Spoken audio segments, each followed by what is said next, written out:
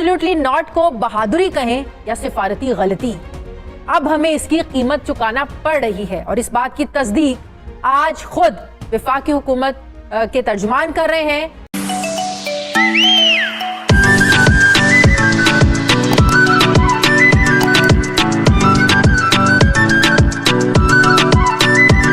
पाकिस्तान तहरीक इंसाफ की हुकूमत ने बैनुल अक़वामी ताल्लुकात में कामयाबियां समेटी, एब्सोल्युटली नॉट।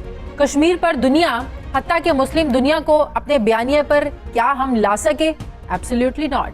अक़वाम मुत्तहिदा ने कश्मीर पर क्या हमारी बात सुनी, एब्सोल्युटली नॉट। फैटफ की तमाम शराइत पूरी करने के बावजूद पाकिस्तान का नाम ग्रे लिस्ट से निकला, एब्सोल्युटली नॉट।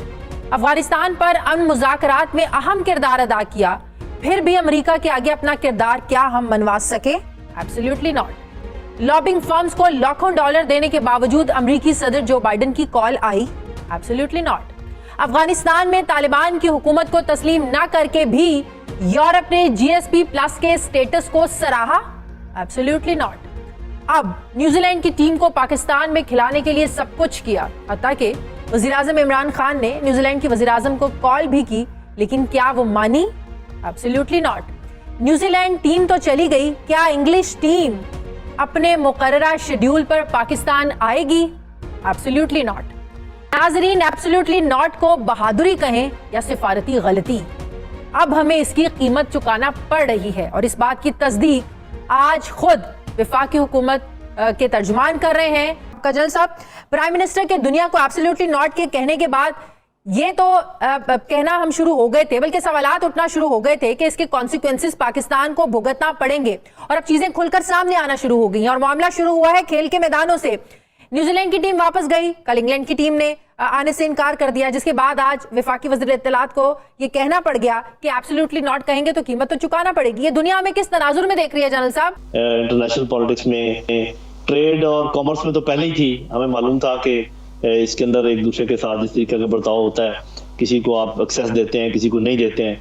लेकिन ये खेलों के मामले में पहले कभी कभार खबरें सुनते थे, अभी तो मुकम्मल तौर पे ऐसे लग रहा है कि खेल के मैदान भी जो है सियासत की नजर हो गए हैं, कम से कम इस केस में तो हो गया है। और ये अगर आप देखें कि ये कौन से ममालिक हैं जिनका गठजोड़ आपको नजर आ रहा है, तो ये एग्जैक्टली वही ममालिक हैं जो कि या तो क्वाड में है और या अभी जो ऑकस नई हाथबंदी हुई है। तो हमें इसका मतलब ये कि वो जान के धक्का दे के दूसरे कैंप में डालना चाह रहे हैं। हालांकि पाकिस्तान तो एक बैलेंसिंग एक्ट के तहत दोनों के साथ, यानी कि अमेरिका और चीन दोनों के साथ अपने रवाबत कायम रखना चाहता है। सर, हमें तो हर तरह से घेरन आप देखिए, 5-6 सूबे की लड़ाई को बुनियाद बनाकर और इंडिया ने जो इल्जाम भी लगाया कि पाकिस्तान ने जाकर मदद की, जिसकी वजह से जो तालिबान है वहां पर भी जो है अपना कंट्रोल संभालने में कामयाब हुए, और उस पर यूरोप जाकर और यूरोप ने कह दिया कि हम GSP प्लस पर जो है नजरसानी करेंगे। तो सर, प्रोपेगेंडा इंडिया का भारत को भुगतना पड़ा, दुनिया सो रही है जी? मतलब ऐसा तो नहीं है कि अगर हिंदुस्तान प्रोपेगेंडा करे तो दुनिया को मालूम नहीं है कि ये प्रोपेगेंडा है या असल हकायक है। जब आप एक आजादाना खारजा पॉलिसी की बुनियाद डालते हैं और उसको आगे बढ़ाने की कोशिश करते हैं,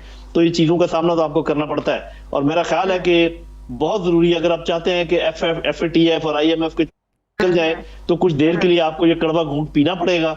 एब्सोल्युटली नॉट कहने की कीमत चुकाना, ये तो फिर बहुत बड़ी गेम है सेठी साहब। कमाल हो गया है, फवाद चौधरी साहब अब हाथ से बाहर ही निकल रहे हैं। एब्सोल्युटली नॉट का जो कॉन्सिक्वेंस होगा वो क्रिकेट के ऊपर नहीं आएगा, वो और बहुत सी चीज़ें हैं जिसके ख़तरे जेन्युइनली ख़तरे हैं।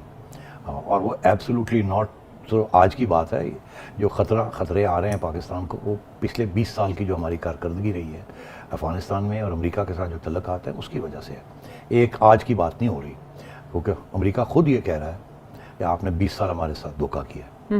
अब वो हम कहते हैं हमने धोखा नहीं किया, हम तो आपके साथ काम कर रहे थे। दो मुख्तलिफ बयानिए, मगर वो एक बयानिया की यकीन रखते हैं।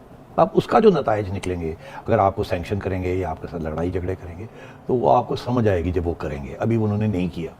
अच्छा। और अल्लाह रहम करे, ना ही करें तो अच्छा है। हम अफगानिस्तान नहीं बनना चाहते। हम ये जो सारी टेररिस्ट थ्रेट है हमारी, ये क्यों है आयशा? बताओ तो सही, ये क्यों है? ये TTP में क्यों अटैक कर रहा है? आपने ज़ियाउल हक साहब के ज़माने में पूरा क्लैशनिकोव कल्चर अमेरिका के कहने पर, मगर आप अपने पाँव पे कुल्हाड़ियाँ मारते रहे हैं।